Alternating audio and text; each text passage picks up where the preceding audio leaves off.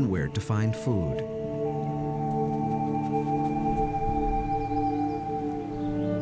Adult wolverines can cover vast distances over the harshest of terrain, even in the dead of winter. But like any superhero animal, wolverines have a weakness. And it's a big one. A wolverine at 35 below zero can just pretty much kick back and relax. I mean, they can handle it. But what about the upper end? There's got to be some point where it's just too hot. Wolverines will only make dens in snow that lasts until the second week of May. Global warming is reducing the number of places for them to den.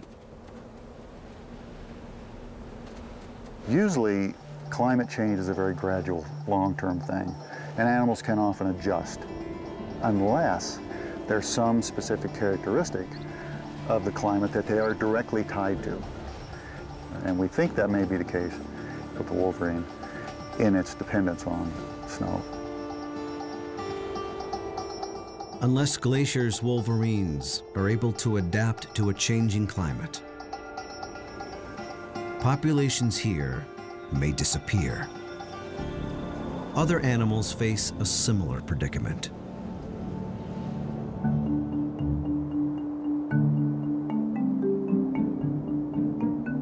One may be more vulnerable to global warming than any other mammal in the lower 48. It's called a pika, an elusive species with extraordinary qualities. Lucas Moyer-Horner searches for pikas in high-altitude rocky outcrops.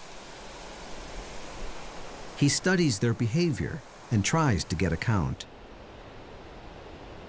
They only can live in talus fields, boulder piles, and those are only found in mountain ranges.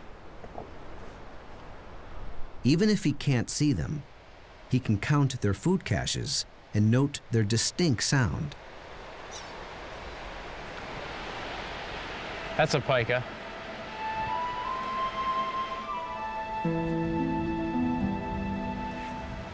Okay, here's a pika hay pile. Few visitors get to see a pika, but just when you least expect it.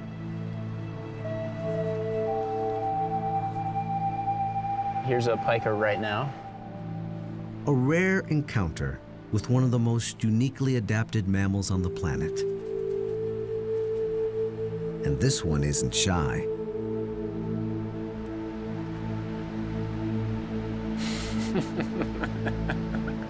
I've never had him do that before. It most likely wants the salt from the sweat on Lucas's clothes.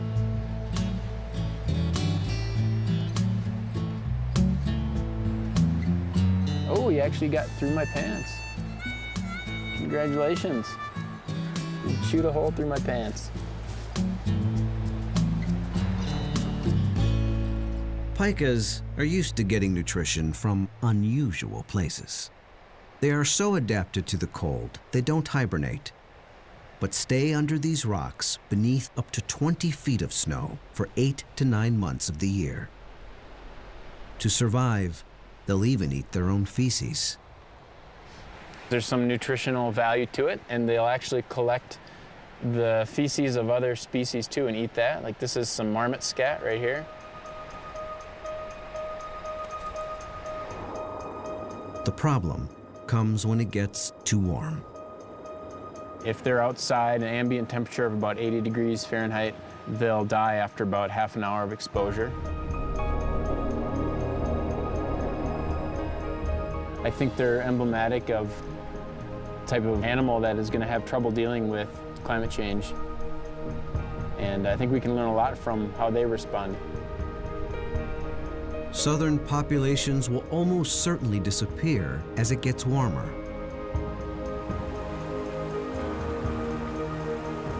The only question, how long before that happens here? There are a lot of changes here.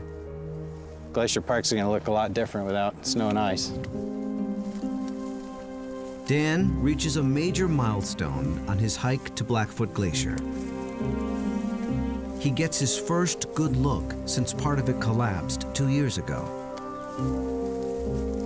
Even at a distance, he's shocked.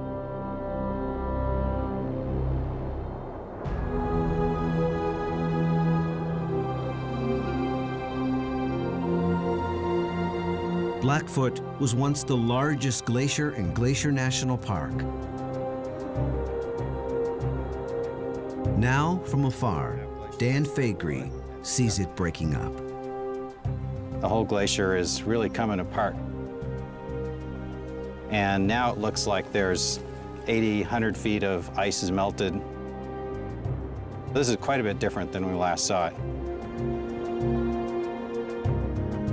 For a more detailed assessment of glacier melt, scientists dig into the archives. A good view of a glacier is precious to an expert like Dan. Yep, okay, we're getting closer. If he can get in the exact right spot. Okay, this is looking good. Sexton Glacier is one where the melting isn't so obvious. Dan aligns his camera to match a photo taken in 1930.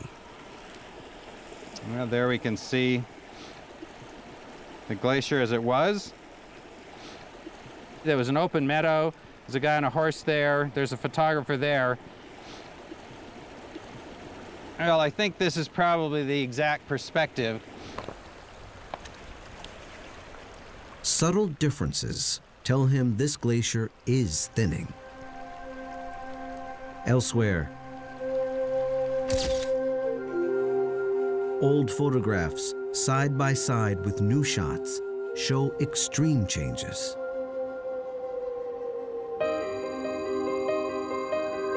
It's a park-wide meltdown. Even glaciers that showed little melting for decades now rapidly retreat.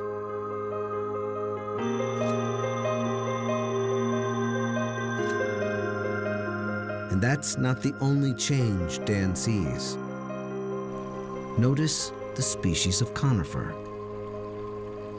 This entire scene has changed because there's no longer white bark pine here. They've been killed.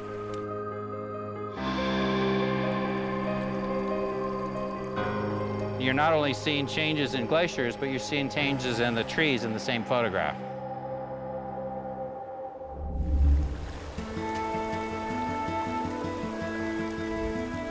Those missing trees, white bark pine, can still be found in the park. And those who search for them hold great hope for the tree's future. That's 0.18 miles, so off in this direction. Rebecca Lawrence and her group scour the backcountry for survivors of blister rust, a disease caused by a fungus that strangles white bark pine. They start to die from the top down. This is pretty typical. The white bark population in Glacier used to be a fifth of the forest, and there are huge stands throughout the park that are just decimated and just skeletons, essentially. The fungus was accidentally brought to North America from Europe around 1910. How it may spread with global warming, no one knows for certain. This pine's seeds are high in fat. They're a key food source for many species. So every pine lost hurts.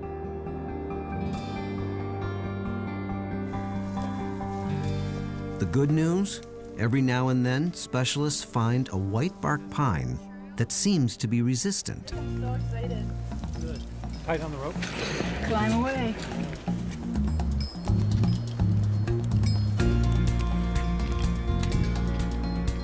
You think I should go a little higher?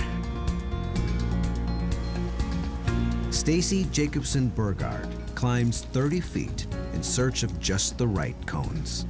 The pollen cones look really healthy. They look beautiful. There's a chance that the seeds may also grow into trees resistant to rust. So these are the female cones for next year. They take 2 years to develop. In the meantime, they can be eaten by squirrels and birds. Well, this is a cone that's been predated by probably a squirrel. So we're trying to prevent the squirrels from eating the cones right now so that we can collect the seeds and to help maintain the population. Okay, are you ready with my cages? Okay. So the team uses mesh cages to protect the cones. Okay.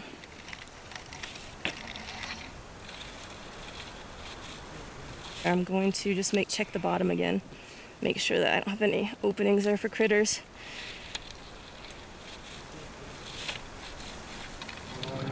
Looks good, they're tight. I'm happy with them. In a few months, the team will return to collect healthy seeds. They'll grow them in a Forest Service nursery and replant the young trees in the wild. Already, more than 6,000 have been planted.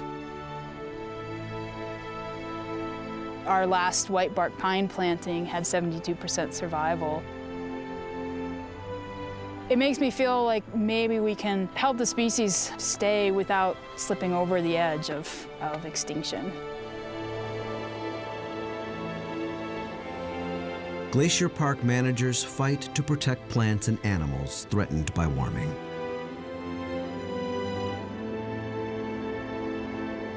But nothing in our power will stop the glaciers themselves from disappearing.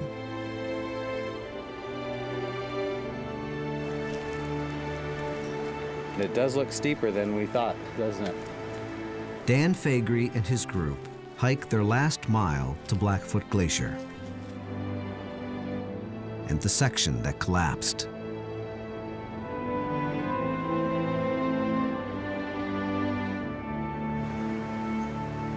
When we get across that one section, we don't know how big the streams are and how dangerous it'll be to cross.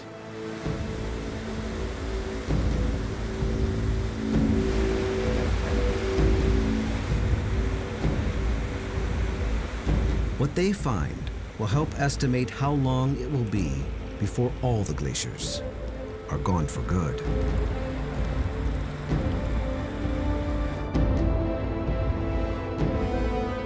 At last, over the last ridge to Blackfoot, Dan Faegre braces himself for the worst. Dramatic signs of how quickly Glacier National Park